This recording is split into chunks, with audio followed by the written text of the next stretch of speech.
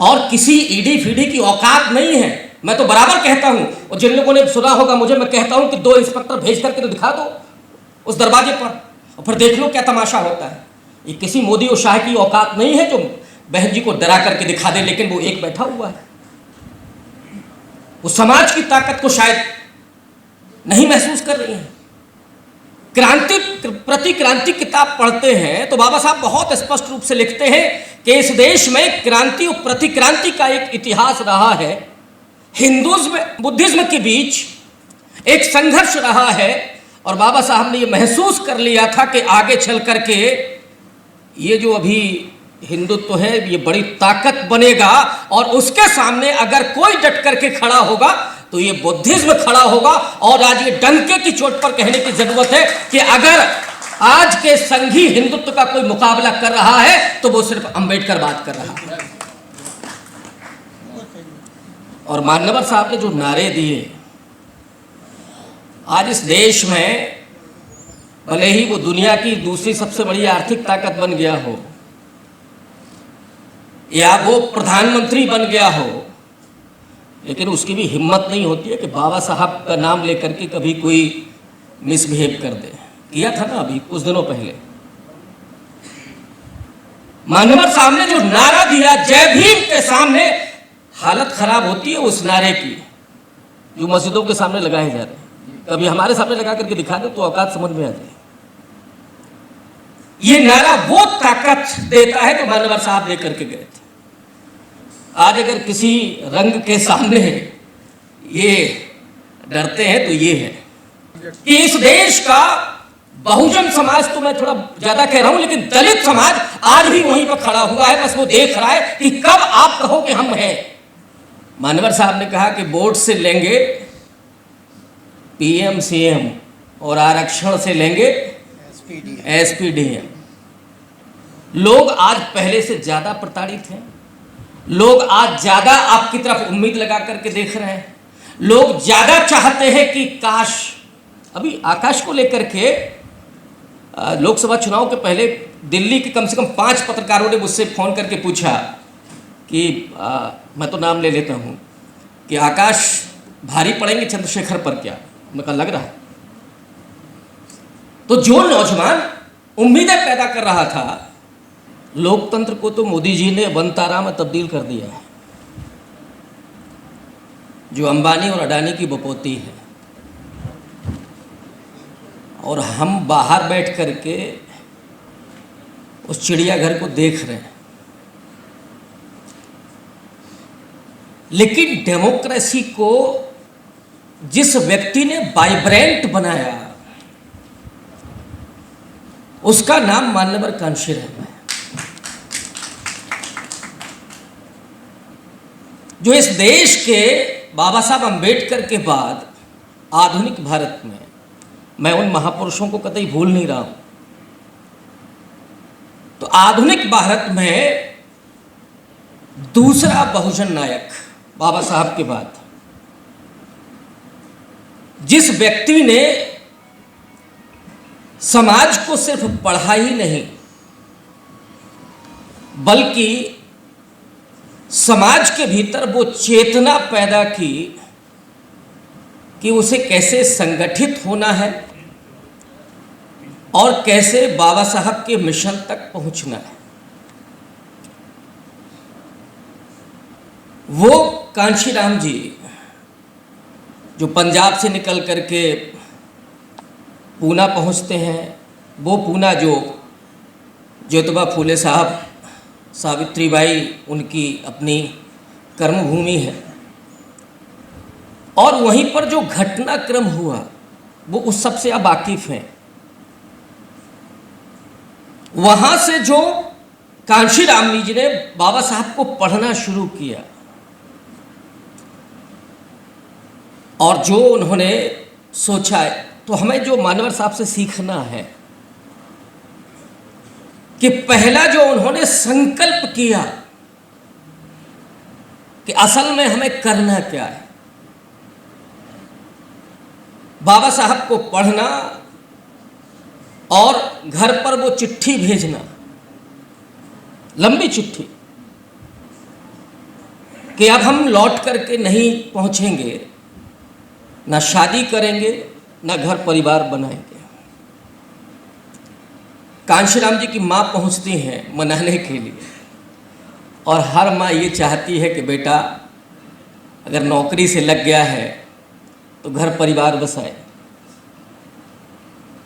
लेकिन कांशीराम है कि रात में सिर्फ पढ़ रहे हैं, माँ को नहीं मालूम है कि क्या। तो माँ ने पूछा कि कसिया, इन किताबों में ऐसा क्या लिखा है जो तू रात रात भर जाग करके पढ़ता है? कांशीराम जी ने जवाब दिया कि माँ, इसमें सत्ता की चाबी है। बाबा साहब को पढ़ रहे थे और जीवन में तय किया कि घर ही लौटना ही नहीं है, परिवार बनाना ही नहीं है, बल्कि कभी संपत्ति भी इकट्ठी नहीं करनी है। 9 अक्टूबर 2006 को जब मानवर साहब इस दुनिया से विदा हुए तो वही शायद अटैची उनके पास होगी जो वो लेकर के चलते थे, जिसमें एक जोड़ी कपड़ा होता था। कभी कुछ नहीं जोड़ा,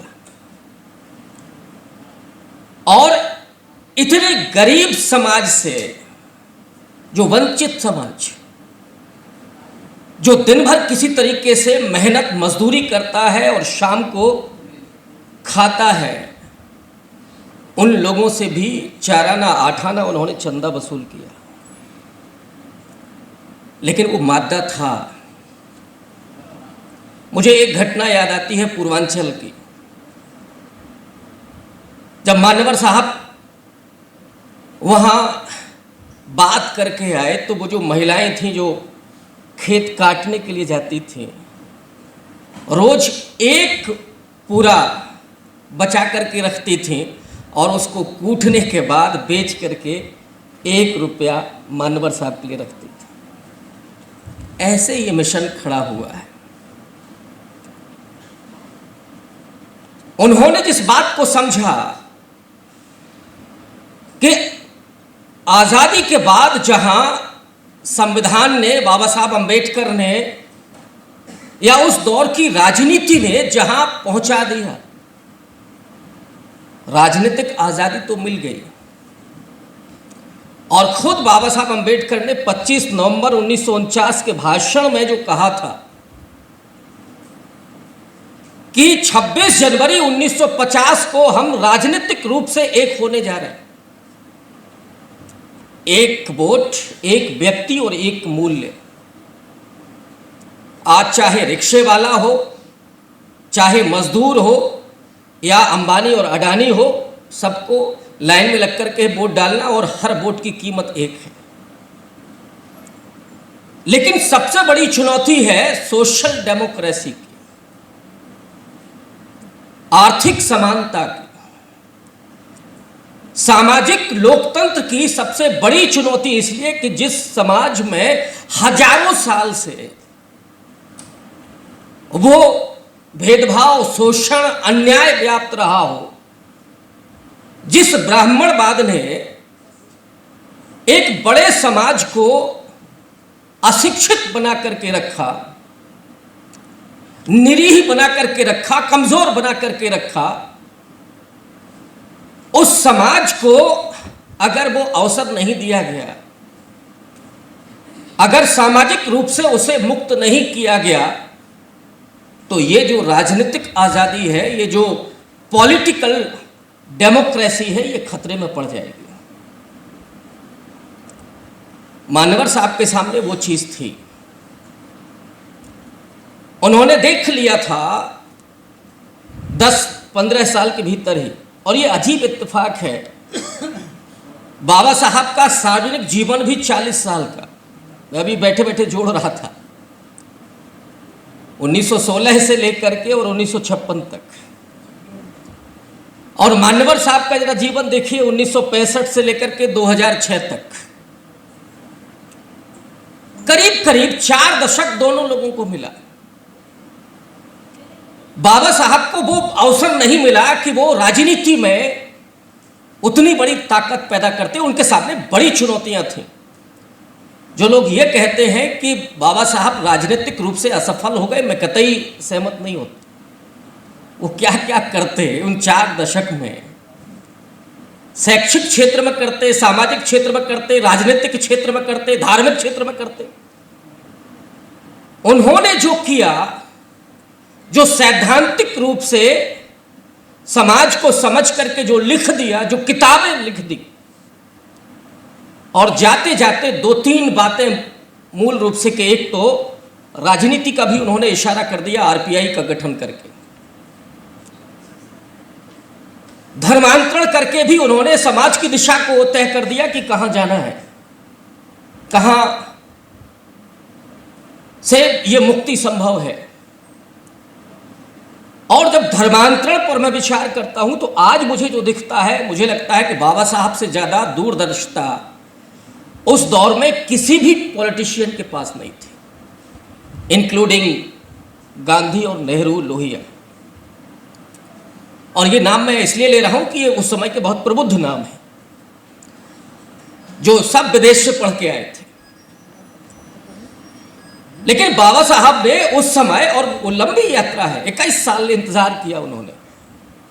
वो चाहते तो 1935 में ही बौद्ध धर्म ग्रहण कर सकते थे, लेकिन अपने समाज को तैयार करने के लिए, और ये बात खुद मानवर साहब कह रहे हैं, 21 साल तक उन्होंने समाज को तैयार किया उसके लिए। हकीकत दिखे। और जब धर्मांतरण किया तो उससे भी आप लोग वाकिफ हैं, जब सब पढ़े लिखे लोग हैं। मैं जिस बात को रेखांकित करना चाहता हूं कि बाबा साहब ने उस समय इस बात को समझ लिया था कि जो सावरकर और हेडगेवार का हिंदुत्व है, ये आगे चल करके एक बड़ी चुनौती बनने जा रहा है। बहुत सारी थ्योरी है कि बाबा साहब ने क्यों बौद्ध धर्म ग्रहण किया, वो भी आप सबको पता होगी। लेकिन जब आप क्रांति प्रतिक्रांति किताब पढ़ते हैं तो बाबा साहब बहुत स्पष्ट रूप से लिखते हैं कि इस देश में क्रांति और प्रतिक्रांति का एक इतिहास रहा है। हिंदुइज्म बुद्धिज्म के बीच एक संघर्ष रहा है, और बाबा साहब ने ये महसूस कर लिया था कि आगे चल करके ये जो अभी हिंदुत्व है ये बड़ी ताकत बनेगा, और उसके सामने अगर कोई डट करके खड़ा होगा तो ये बुद्धिज्म खड़ा होगा। और आज ये डंके की चोट पर कहने की जरूरत है कि अगर आज के संघी हिंदुत्व का कोई मुकाबला कर रहा है तो वो सिर्फ अंबेडकर बात कर रहा है। और मानवर साहब ने जो नारे दिए, आज इस देश में भले ही वो दुनिया की दूसरी सबसे बड़ी आर्थिक ताकत बन गया हो, या वो प्रधानमंत्री बन गया हो, लेकिन उसकी भी हिम्मत नहीं होती है कि बाबा साहब का नाम लेकर के कभी कोई मिसबिहेव कर दे। किया था ना अभी कुछ दिनों पहले मानवर साहब ने जो नारा दिया जय भीम के सामने, हालत खराब होती है उस नारे की जो मस्जिदों के सामने लगाए जा रहे हैं। कभी हमारे सामने लगा करके दिखा दो तो औकात समझ में आ जाए। ये नारा वो ताकत देता है जो मानवर साहब लेकर के गए थे। आज अगर किसी रंग के सामने ये डरते हैं तो ये है, सारे रंग हल्के हैं इसके सामने, और ये समानता का रंग है, और इनको समानता से ही सबसे ज्यादा दिक्कत है। तो मानवर साहब ने बाबा साहब को जो पढ़ा उसको सामाजिक धरातल पर अप्लाई किया, और उन्होंने कहा भी बहुत हल्के अंदाज में कि बाबा साहब ने तो किताबें इकट्ठी की, मैंने समाज को इकट्ठा किया। और समाज को कैसे इकट्ठा किया? निकले कांशीराम जी, पहले समझा समाज को, और आप तमाम लोग उनके साथ रहे हैं, इसलिए आप लोगों के सामने मैं बहुत छोटा हूं और जो बात कर रहा हूं। समाज को उन्होंने कैसे समझा, और इस देश में आजादी के बाद अगर कोई समाज का असली कोई चितेरा पैदा हुआ है तो वो मानवर कांशीराम जी है। और आपको आश्चर्य होगा, या बहुत सारे लोग तो समझते होंगे कि आज जो भारतीय जनता पार्टी और आरएसएस का खेल है वो समूचा मान्यवर साहब के फॉर्मूले पर चल रहा है। हम भूल गए, हमने छोड़ दिया, लेकिन उन्होंने पकड़ लिया। तो कैसे लोगों को उस राजनीतिक लोकतंत्र की ताकत का एहसास कराया जाए? और होता ये था कि वोट बिकता था, वोट लुटता था। बाबा साहब ने तो कह दिया था कि अब हमने रानियों की नसबंदी कर दी है, अब राजा तो मतपेटी से पैदा होगा, रानी के पेट से पैदा नहीं होगा। लेकिन ये देश तो सामंती है, तो वोटों को लूटा भी जा रहा था और उनको खरीदा भी जा रहा था। मानवर साहब से किसी ने कहा कि हमारा तो 2 रुपए में बिक जाता है, और मैं उस समाज को कभी क्रिटिसाइज नहीं करता, उस व्यक्ति को। जो लोग आज कह रहे हैं कि वो 5 किलो राशन में बिक रहा है, जरा उसकी मजबूरी जा करके देखिए। और जिनको चिंता ये है कि वो कैडर क्या कर रहा है, वामसे का कैडर मैंने अभी इन 2 साल में लखनऊ में एक मोटरसाइकिल में बिकते हुए देखा है। ये मैं बात में बहुत पीड़ा के साथ कह रहा हूँ। जो अभी आपने कहा था ना कि काम करवाने वाला भी चाहिए, वो क्या करेगा? जिसने अपने पूरे जीवन को दे दिया मान्यवर साहब को, समाज के लिए, मिशन के लिए, पार्टी के लिए, अगर उसके पास कोई काम करने के लिए भी नहीं है, घर में उसके लिए अनाज नहीं है, दाम नहीं है, रोजगार नहीं है, तो वो क्या करेगा? हमने देखा कि उन्होंने अगर 100 लोगों को ट्राई किया तो 40 लोग हमारे बिके, जिनको एक मोटरसाइकिल दी गई, 5-5 हजार रुपया दिया गया और कहा गया कि सारा वोट लेकर के बीजेपी की तरफ आएगी। मैं उसको दोष नहीं देता उस समाज को। मान्यवर साहब उस चीज को पकड़ते थे कि कैसे डेमोक्रेटिक ताकत का एहसास कराना है। जब लोगों ने कहा कि वो तो बिक जाता है, उन्हें मालूम था कि अब हम कुछ कर भी नहीं सकते हैं, तो उन्होंने जहां कनेक्ट किया, उन्होंने लोगों से कहा कि वोट बेचना ठीक वैसे ही है जैसे अपनी बहू बेटी की इज्जत बेचना, ये नहीं बेचना है।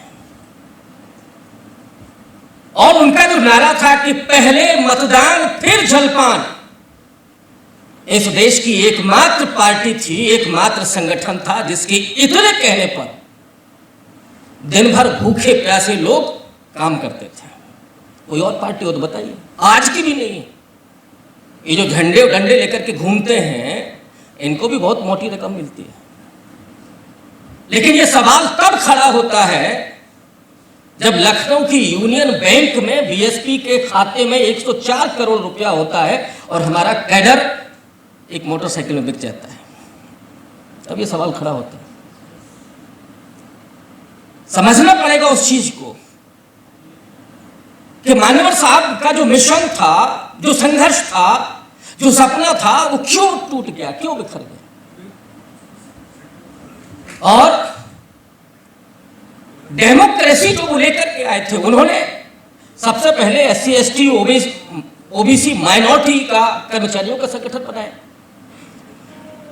जो लोग कहते हैं इतने सारे संगठन बन रहे हैं, संगठन ढेर सारे बनना ये समाज की कमजोरी है।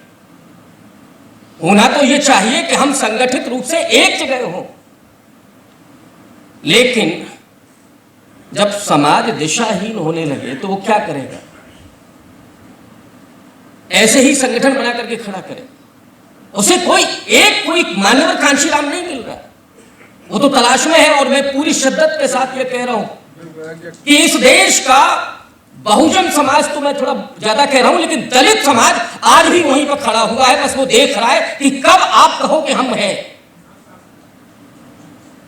समाज का दोष नहीं, आज भी वहीं देख रहा है।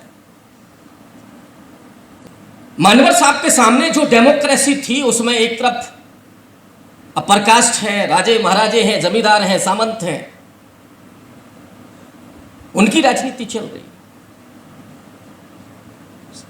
PM CM सब वहीं से, मानवर साहब ने कहा कि वोट से लेंगे पीएम सीएम और आरक्षण से लेंगे एसपीडीएम लेंगे। ये हमारा अधिकार है। उस अधिकार से लोगों को जगाना, उसको चेतना संपन्न बनाना, ये एहसास कराना, वो उन्होंने काम किया कि ये जो हाशिए का समाज है, डेमोक्रेसी तो असल में जो हमारे वक्ता ने कहा था कि वो दलितों, पिछड़ों, गरीबों के लिए होती है, वो धन्ना सेठों के लिए थोड़ी। इस देश में डेमोक्रेसी को जितना मजबूत किया है वो इस देश के सबसे गरीब तबके ने किया, और इत्तेफाक से हम सबसे गरीब। आज मुस्लिम की वो हालत है। सबसे ज्यादा जो डेमोक्रेसी को प्रेम करता है, जिसके लिए वो काम करता है, वो यही गरीब वंचित तबका है, हाशिए पर खड़ा हुआ दलित बहुजन तबका है। लेकिन आज जो स्थिति है, मान्यवर साहब का जो कारवां जो उन्होंने किया, समाज को संगठित किया और स्टेप बाय स्टेप चले। सबसे पहले वो पार्टी पर नहीं आते, जो सरकारी कर्मचारी थे, जो जानते थे कि ये सबसे बड़ी ताकत हमारी हो सकती है। बाबा साहब जो थोड़ा चिंतित थे, कई बार गुस्सा भी हो जाते थे, और एक नौजवान से कहा भी था उन्होंने, जो आईएएस हुआ, बाबा साहब ने बुलाया तो उसको लगा कि शायद चंदे के लिए बुलाया होगा। बाबा साहब के आवास पे आया, बाबा साहब ने पूछा कि गांव जाते हो? हाँ कभी कभी। बाबा साहब ने कहा जाया करो, ज़्यादा जाया करो। वो फिर अपना अखबार पढ़ने लगे, तो उसने सोचा कि कुछ अभी और कहेंगे। कहा कि बाबा साहब कुछ और नहीं कहा, तुम जाओ, मैंने तुम्हें इसलिए बुलाया कि जब तुम आईएएस हो और अपने गांव जाओगे, गाड़ी से जाओगे, नीली बत्ती से जाओगे, तो जो पानी से कपड़े धुलने वाली माँ होगी, वो तुम्हारे भीतर देखेगी कि मेरा बच्चा भी डीएम बन सकता है। जो किसान देखेगा कि हमारा बच्चा भी डीएम कलेक्टर हो सकता है। ये मन जो बाबा साहब चाहते थे, उसको हकीकत में तब्दील किया जमीन पर मान्यवर साहब ने। और उन समाजों को, उसमें दलित भी था, पिछड़ा भी था, माइनॉरिटी भी था, और 1585 की बात कर रहे थे, डंके की चोट पर कर रहे थे, निडर होकर के कर रहे थे। और वो नारा भी लगा था, जो आज लगा दिया जाए तो शायद एफआईआर हो जाए। तब नारा लग रहा था। वो ताकत कौन सी थी? वो ताकत थी समाज की, वो ताकत थी लीडर की। और इसका एहसास उन्होंने एक बार नहीं, कई बार कराया। कभी परवाह नहीं की कि मीडिया वाले क्या लिखेंगे, अखबार वाला हमको छाप रहा है कि नहीं छाप रहा है, इंटरव्यू हमारा लेगा कि नहीं लेगा। जब समाज की ताकत होती है तो फिर कोई मीडिया की जरूरत नहीं। और जो आप लोग करते रहे हैं जीवन में, कि जाना, लोगों से मिलना, बाबा साहब के विचारों को पहुंचाना वहां तक, फिर किसी मीडिया की जरूरत नहीं है। फिर कोई 5 किलो राशन में बिकने वाला नहीं है, अगर आप वहां तक पहुंचा रहे हैं बात को। वो बात मान्यवर साहब जहां से खत्म करते हैं अपनी पारी, जहां उनकी जीवन यात्रा खत्म होती है, उसके अगले साल बीएसपी को पूर्ण बहुमत की सरकार बनाने का मौका मिला है।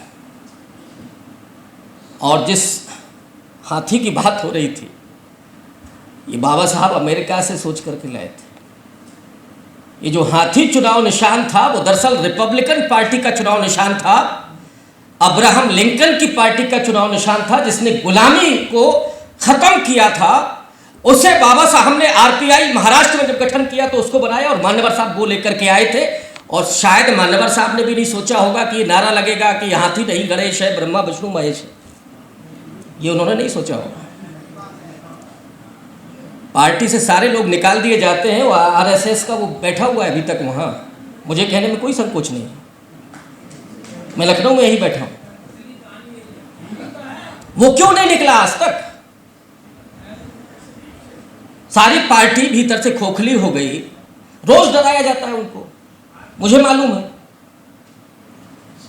और ये सार्वजनिक मंच है, अगर कहिए तो अकेले में बात करके हम बता देंगे काहे काहे से डर लगता है उनको, क्या क्या गुमराह किया गया है। एक भी गमला नहीं है उनके घर में, क्यों नहीं है? तो जब तक आप अपनी समीक्षा नहीं करेंगे, और मैं कह रहा हूं कि ये समाज अभी भी बैठा है और किसी ईडी फीडी की औकात नहीं है। मैं तो बराबर कहता हूं, और जिन लोगों ने सुना होगा मुझे, मैं कहता हूं कि 2 इंस्पेक्टर भेज करके तो दिखा दो उस दरवाजे पर, और फिर देख लो क्या तमाशा होता है। ये किसी मोदी और शाह की औकात नहीं है जो बहन जी को डरा करके दिखा दे, लेकिन वो एक बैठा हुआ है। वो समाज की ताकत को शायद नहीं महसूस कर रही है। और दूसरा, मैं खत्म करता हूं, जो सबसे ज्यादा महत्वपूर्ण बात, कि अगर हम 90 के दशक की राजनीति के बारे में ही बात करेंगे तो शायद उस तरह से पॉलिटिकली सक्सेस नहीं हो सकते। राजनीति 2025 में आ गई और जिसका फायदा उठाया और माननीय साहब के फॉर्मूले को लिया पूरे तरीके से, डेमोक्रेसी का जो पावर स्ट्रक्चर है वो ऊपर से नीचे की तरफ जाता है समय के साथ। जो सामाजिक न्याय की राजनीति शुरू हुई थी 90 के दशक में, उस सामाजिक न्याय की राजनीति ने अपने अपने मठ बना लिए। उन्होंने उस पावर को नीचे फ्लो नहीं होने दिया। तो वो तमाम जातियां, अब हम ये कहें कि नहीं साहब हम तो दलित ही हैं, दलितों में भी ढेर सारी जातियां हैं, एलिट भी है तो और वो जातियां जिन्होंने अभी तक पॉलिटिकली वो महत्ता नहीं महसूस की थी। संघर्ष तो मनवर साहब के साथ कुछ कर रहे थे, वो बेचारे संघर्ष करने की स्थिति में भी नहीं थे, वहां तक वो कारवा पहुंचा ही नहीं था। मनवर साहब को जहां तक पहुंचना था वहां तक उन्होंने पहुंचाया। लेकिन अगर मैं उत्तर प्रदेश के संदर्भ में कहूं तो 56 जातियां हैं एससी की, 6 जातियां आपको दिखती हैं, 50 जातियां जो हैं उनको वो पावर का एहसास ही नहीं कराया गया। वो पावर का एहसास किसने कराया? जिसने कराया वो पहुंच गया। नहीं, अभी ये 50 की मैं बात कर, उन्होंने कराया, उन्होंने लिया, उन्होंने मुखौटे पैदा किए, चमचे पैदा किए अपने यहां, अब वो लेकर के चले गए। तो ये समझने, ये दरअसल डेमोक्रेसी का और ज्यादा वाइब्रेंट रूप और जो पावर है उसका फ्लो और नीचे हो रहा है। अति पिछड़ी जातियां या जो दलितों की बहुत कमजोर जातियां हैं, जब तक उनको आप साथ नहीं जोड़ेंगे तब तक बाबा साहब का मिशन या मनवर साहब का कारवा पूरा नहीं हो सकता। हमें उनको अपने हृदय से लगाने की जरूरत है। हम क्यों नहीं करेंगे? वाल्मीकि समाज के साथ क्यों हम नहीं खड़े होंगे? हम मुसहर समाज के साथ क्यों नहीं खड़े होंगे? कंजर समाज के साथ क्यों नहीं खड़े होंगे? हम मानवर साहब ने तो इतना इतिहास दे दिया, इतना लिटरेचर सृजित किया, इन तमाम जातियों के इतिहास को हमें दिया, लेकिन हम शायद वहीं रुक गए। वो जो सत्ता होती है ना, सत्ता आने के बाद वो मिशन और कारवा रुक गया और हम भटक गए। जरूरत उसको फिर से आगे बढ़ाने की है, और मैं ये कतई नहीं कह रहा हूं कि अब वो आ नहीं सकता वापस। लोग आज पहले से ज्यादा प्रताड़ित हैं, लोग आज ज्यादा आपकी तरफ उम्मीद लगा करके देख रहे हैं, लोग ज्यादा चाहते हैं कि काश, अभी आकाश को लेकर के लोकसभा चुनाव के पहले दिल्ली के कम से कम 5 पत्रकारों ने मुझसे फ़ोन करके पूछा कि मैं तो नाम ले लेता हूँ कि आकाश भारी पड़ेंगे चंद्रशेखर पर क्या? मैं कहा लग रहा है। तो जो नौजवान उम्मीदें पैदा कर रहा था, अब हमें नहीं समझ में आता। मैं तो लखनऊ में 18 साल से हूँ, लेकिन मेरा कभी कोई न संपर्क रहा, न कभी मुझे बुलाया गया। मैं गया जरूर, लेकिन कभी मिल नहीं पाया। तो मुझे नहीं मालूम है कि क्यों निकाला गया, लेकिन उम्मीदें वो नौजवान पैदा कर रहा था। मैं इतना जरूर कह सकता हूँ एक पॉलिटिकल एनालिस्ट के तौर पर भी और एक समाज के व्यक्ति के तौर पर भी तो ज़रूरत उस चीज़ को फिर से शुरू करने की है। और ये समाज ना रुका है, समाज ना झुका है, न कभी झुकेगा। और मैं ये जानता हूँ कि आज की ये गोष्ठी भी उसी कारवां का हिस्सा है। और मान्यवर साहब का वो जो सपना था, बाबा साहब का जो मिशन था, वो आज नहीं तो कल पूरा ज़रूर होगा। क्योंकि वक्त बदल सकता है लेकिन हालात वक्त भी बदल सकते हैं। बहुत शुक्रिया।